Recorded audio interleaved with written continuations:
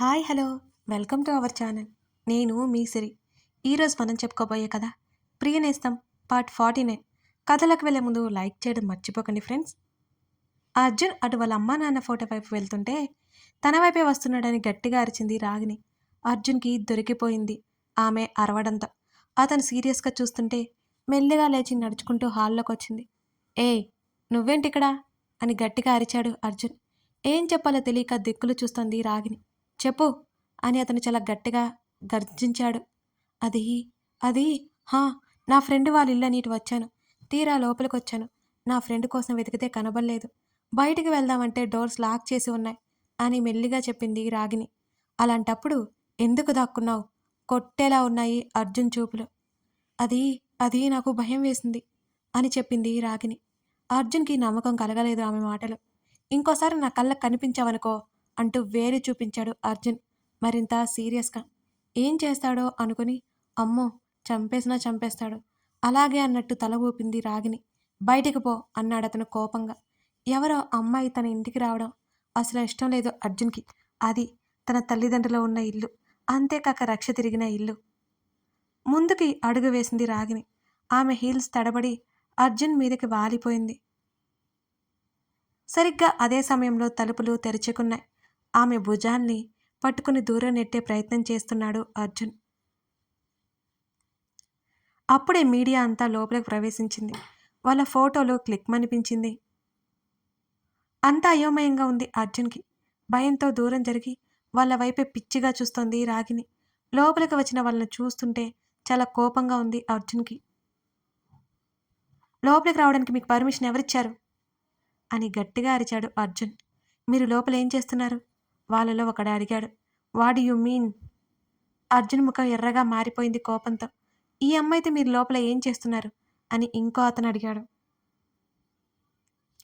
Hey, just shut up, మాటలు మర్యాదగా రానివ్వు అని వేలు చూపించాడు అర్జున్. మీడియాకి సమాధానం చెప్పకుండా బెదిరించిన మిస్టర్ అర్జున్ సాగర్ అని వాళ్ళలో వాళ్ళు కెమెరా పెట్టి చెప్పుకుపోతున్నారు. Get lost from here. ఒక్క క్షణం ఇంకెక్కడ ఉన్నా పోలీసులకు ఫోన్ చేసి పిలిపిస్తాను అని వార్నింగ్ ఇచ్చాడు. వాళ్ళ ముందే పోలీసులకు కాల్ చేశాడు అర్జున్. వెళ్ళిపోతున్నాం సార్, కానీ ఈ అమ్మాయి మీకు ఏమవుతుంది అని అడిగారు వాళ్ళలో ఒకరు. ఏమి కాదు, ఎవరో కూడా నాకు తెలియదు. అంతకు మించి చెప్పాల్సిన అవసరం కూడా నాకు లేదు. Get lost from here. అర్జున్కి అసహనంగా ఉంది. అంతేకాకుండా అర్జున్ డ్రింక్ చేయడం వల్ల వాళ్ళకి స్మెల్ తెలిసిపోయింది. ఫోటోలు తీస్తుంటే ముఖానికి చేతులు అడ్డు పెట్టుకుంది రాగిని. తర్వాత మీడియా వాళ్ళు వెళ్ళిపోయారు అక్కడి నుంచి. రాగిని మీద విపరీతమైన కోపం వచ్చింది అర్జున్కి. కనీసం ఆమెను ముట్టుకోవడానికి కూడా ఇష్టపడలేదు అర్జున్. బయటికి వెళ్ళు, లేకపోతే మెడబట్టి గెంటేయాల్సి వస్తుంది అని అన్నాడు నిప్పులు కురిపిస్తున్న కళ్ళతో అర్జున్. ఏడ్చుకుంటూ బయటికి వెళ్ళిపోయింది రాగిని. 2 రోజుల తర్వాత గదిలో నుంచి బయటికి రాకుండా అప్పుడే అలా బయటికి వచ్చింది ప్రవర్తిక. నీలిమ ప్రవర్తికతో మాట్లాడక 2 రోజులవుతోంది. ఆన్ చేసిన టీవీ ముందు కూర్చుంది. టీవీలో న్యూస్ ఛానల్స్ మారుస్తోంది ప్రవర్తిక. బ్రేకింగ్ న్యూస్లో అర్జున్ ఫోటో కనిపించగానే ప్రవర్తిక ఒక్కసారిగా ఆశ్చర్యపోయింది. సంతోషంగా అర్జున్ని చూస్తుంది. ఆ తర్వాత న్యూస్ రీడర్ న్యూస్ చదువుతుంటే ప్రవర్తిక చేతుల రిమోటు జారి కింద పడిపోయింది. ఆమె శరీరం సన్నగా వణికింది. అన్నయ్య, అన్నయ్య ఏడుస్తూ గట్టిగా అరిచింది ప్రవర్తిక. ప్రణయ్ వచ్చాడు పరుగున. పట్టపగలే అమ్మాయితో ఇంట్లో సరసాలాడుతున్న the great businessman Arjun Sagar అని హెడ్లైన్స్ వేసి మరీ న్యూస్ రీడర్ పదే పదే చదువుతోంది. పక్కన ఎవరో అమ్మాయి ఉంది. ఆ అమ్మాయిని బ్లర్ చేశారు. మరో న్యూస్ మాత్రం ఆ అమ్మాయి ఫోటో ఉంది. ఆ తర్వాత అర్జున్ గురించి, వాళ్ళ నాన్న గురించి, కృష్ణమూర్తి గురించి కూడా న్యూస్లో వస్తోంది. అంతేకాకుండా అర్జున్ మాట్లాడిన విధానం, అతను డ్రింక్ చేశాడని న్యూస్ రీడర్ చదువుతోంది. ఆ అమ్మాయి వివరాలు ఏమీ చెప్పలేదు. ఇద్దరూ న్యూస్ చూసి చాలా కంగారు పడిపోయారు. వెంటనే ప్రణయ్ వైపు చూసింది ప్రవర్తిక. రే, వాడలాంటి వాడు కాదురా. తన చెల్లి అర్జున్ని ఎక్కడ అపార్థం చేసుకుంటుందో అని కంగారుగా చెప్పాడు ప్రణయ్. అక్కడి నుంచి లేచి గదిలోకి వెళ్ళిపోయింది ప్రవర్తిక. 10 నిమిషాల తర్వాత చిన్న బ్యాగు పట్టుకుని ఆమె బయటకొచ్చింది. ఆశ్చర్యంగా చూశాడు ప్రణయ్. ఎక్కడికి రా అని అడిగాడు. ఎలాగో ఈరోజు వెళ్ళిపోతున్నావు కదా అన్నయ్య, నీతో పాటు నేను వస్తాను పదా అని అంది ప్రవర్తిక. ప్రణయ్ ఇంకా అలాగే చూస్తుంటే, ఆయన గురించి నాకు తెలుసన్నయ్య, నువ్వు కంగారు పడుకో అని అంది ప్రణయ్ చేతిని పట్టుకుని ప్రవర్తిక. అప్పుడే నీలిమ, కామాక్షి గదిలో నుండి బయటకొచ్చారు. వాళ్ళని చూసి టక్కున టీవీ ఆఫ్ చేసింది ప్రవర్తిక. ఇప్పటి వరకు మా పరువు తీసింది సరిపోలేదా, మళ్ళీ ఎక్కడికి వెళ్తున్నావే అని నీలిమ అడగగానే కళ్ళల్లో చప్పున నీళ్లు తిరిగాయి ప్రవర్తికకి. పెద్దమ్మ ప్లీజ్ బాధగా అన్నాడు ప్రణయ్. నువ్వేరా, నువ్వే దాన్ని వెనకేసుకు వచ్చింది. ఈరోజు ఎవరి మాట లెక్క చేయకుండా తాళి కట్టిన భర్తను వదిలేసి వచ్చింది. నలుగురు ఏమనుకుంటారో అని కొంచెమైనా ఉందా దీనికి? అసలు ఆలోచించిందా? లేదు. ఎవరేమన్నా ఏమైపోయినా దీనికి అనవసరం, అసలు అవసరమే లేదు అని బాధపడుతూ చెప్పింది నీలిమ. మౌనంగా తలదించుకుంది ప్రవర్తిక. ప్లీజ్ పెద్దమ్మ, తన్ని బాధ పెట్టుకు. చిన్నప్పటి నుంచి చూస్తున్నారు, మన అమ్మాయి గురించి మనకు తెలీదా అని అడిగాడు ప్రణయ్.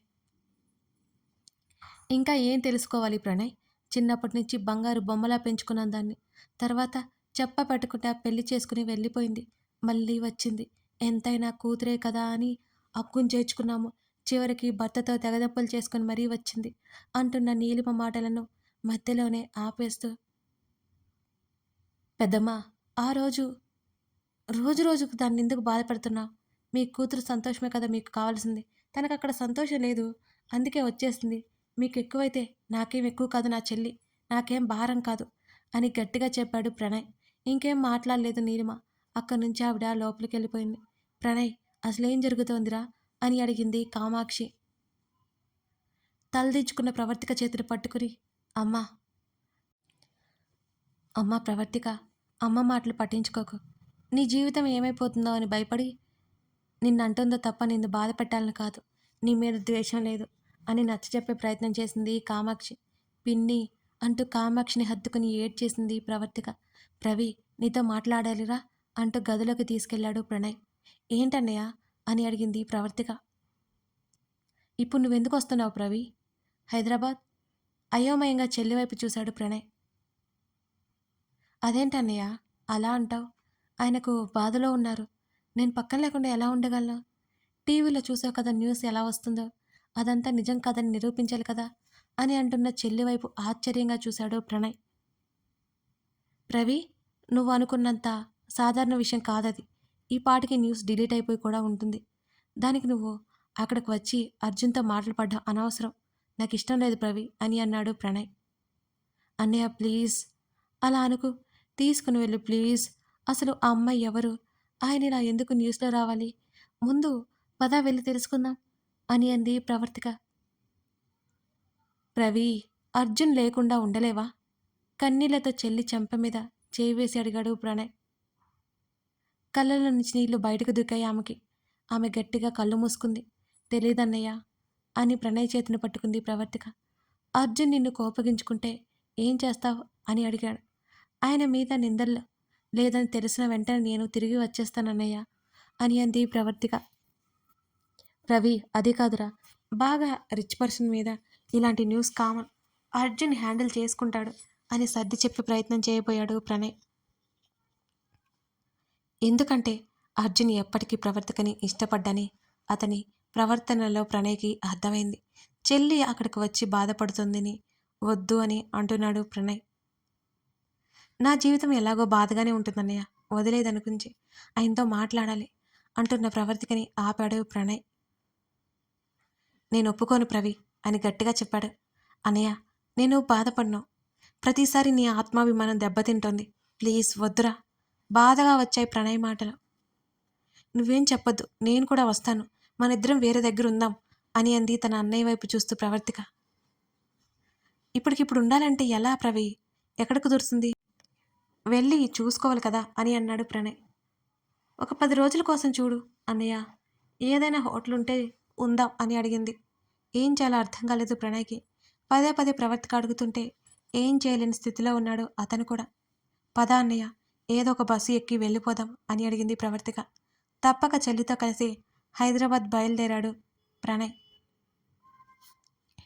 న్యూస్ తెలిసిన వసుంధర కృష్ణమూర్తికి అంతా అయోమయంగా ఉంది.